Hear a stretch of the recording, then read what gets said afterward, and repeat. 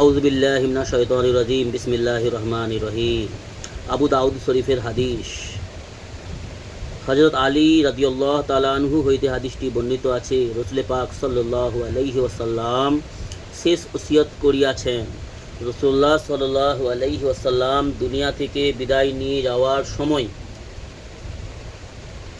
রাসূল সাল্লাল্লাহু আলাইহি ওয়াসাল্লাম যখন দুনিয়া থেকে পর্দা নেবেন, অর্থাৎ আমাদের ছেড়ে চলে গেছেন, শেষ ওসিয়ত দুনিয়া থেকে যাওয়ার পূর্বে, দুনিয়া থেকে বিদায় নিয়ে যাওয়ার পূর্বে যে শেষ ওসিয়ত করে গেছেন, অর্থাৎ শেষ আদেশ আমাদেরকে করেছেন উম্মতের জন্য, সেটি ভালোভাবে বুঝিয়ে নিই আমরা আর আমল করি। রাসূল সাল্লাল্লাহু আলাইহি ওয়াসাল্লামের আদেশ সমূহকে মেনে চলা আল্লাহ সুবহানাহু ওয়া তাআলা আদেশ করিয়াছেন, অর্থাৎ ফরজে আইন, আল্লাহর আহকামকে মেনে চলা।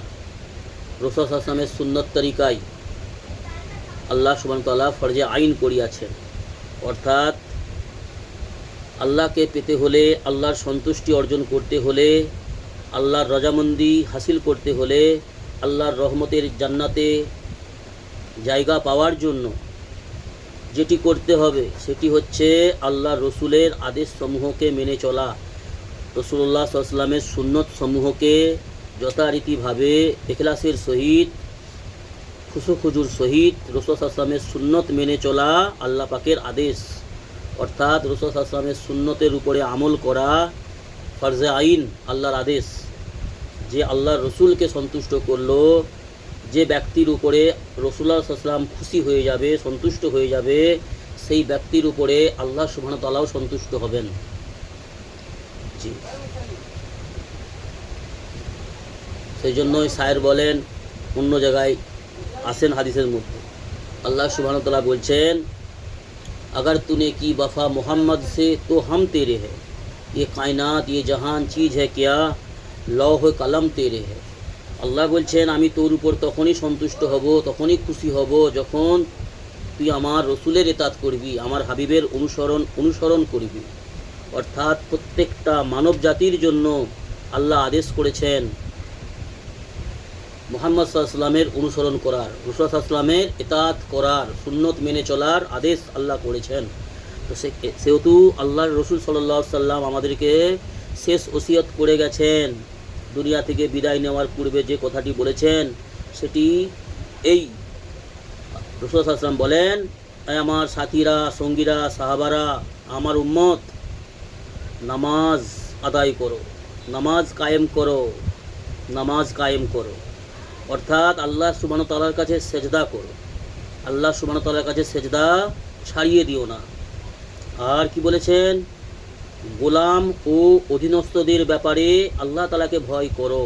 গোলাম অর্থাৎ যারা তোমার অধীনে রয়েছে, তোমার বাড়িতে কাজকাম করে, যারা তোমাকে সম্মান করে, শ্রদ্ধা করে, তোমাকে নেতা মানে বা তোমাকে গার্ডিয়ান মানে, এমন ব্যক্তি যারা তোমার অধীনস্থ, সন্তান, নাতিপুতি এবং তোমার অধীনস্থ যারা তোমাকে সম্মান করে, তোমাকে স্নেহ, তোমাকে শ্রদ্ধা করে, তোমাকে নেতা মানে, তাদের ব্যাপারে আল্লাহকে ভয় করো, অর্থাৎ তাহাদের হক আদায় করো, অর্থাৎ তাহাদিগকে দ্বীন ইসলামের দিকে আহ্বান করো, গুমরাহির পথ থেকে তাদেরকে রক্ষা করো, সঠিক পথের প্রদর্শন করাও, সঠিক পথে প্রদর্শনকারী বানাও, গলত পথ থেকে, বিপদের পথ থেকে, পথভ্রষ্টর পথ থেকে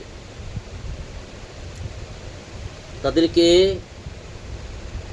রুকো, তাদেরকে বাধা প্রদান করো এবং তাদের দুনিয়ার প্রয়োজন, দুনিয়াবি যাদের প্রয়োজন পূরণ করো, তাদেরকে স্নেহ করো, তাদেরকে মায়া করো, তোমার অধীনস্থদেরকে। জি, তাদেরকে দ্বীন ইসলামের এলেম শিক্ষা দাও, জ্ঞান দাও, তাদেরকে ভালো শিক্ষা দাও, সুশিক্ষায় শিক্ষিত করো এবং তাদেরকে সুপরামর্শ দাও। এইগুলি হচ্ছে অধীনস্থদের হক আদায় করা। আরও বিস্তারিত রয়েছে। সেহেতু দ্বীন ইসলামের ব্যাপারে আমাদেরকে সচেতন হতে হবে, দ্বীন ইসলামের ব্যাপারে সঠিক এলেম জ্ঞান অর্জন করতে হবে এবং নিজ নিজ আমল করতে হবে এবং অধীনস্থদেরকে দ্বীন ইসলামের ব্যাপারে সচেতন করতে হবে, আল্লাহর ভয় ভীতি প্রদর্শন করাইতে হইবে জি, এবং অন্যায় অপরাধের পথ থেকে তাদেরকে বিরত রাখতে হবে, নতুবা আল্লাহর কাছে আমাদেরকে পাকার হতে হবে, দণ্ডায়মান হয়ে আল্লাহর কাছে জবাবদিহি হতে হবে।